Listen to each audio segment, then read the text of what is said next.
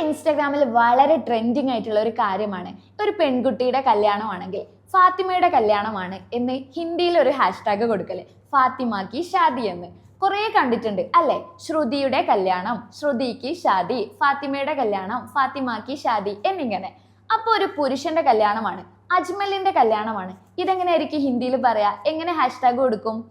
അജ്മൽ കാ ഷാദി എന്നായിരിക്കും അല്ലെ പലരും ചിന്തിച്ചത്. ഇത് തെറ്റാണ്. ശരിക്കും ഇവിടെ വരുന്നത് അജ്മൽ കി ഷാദി എന്നാണ്. പുരുഷനാണെങ്കിലും സ്ത്രീ ആണെങ്കിലും അതിനുശേഷം കി ഷാദി എന്നാണ് വരുന്നത്.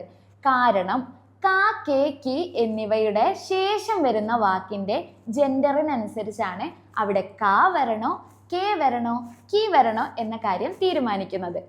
ഇവിടെ ഷാദി എന്നത് ഒരു സ്ത്രീലിംഗ പദമാണ്.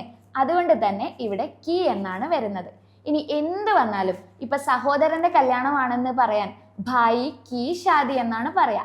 രാഹുലിന്റെ കല്യാണമാണ്, രാഹുൽ കി ഷാദി. ജോണിന്റെ കല്യാണമാണ്, ജോൺ കി ഷാദി. എന്ത് വന്നാലും കി ഷാദി എന്നായിരിക്കും വരുന്നത്.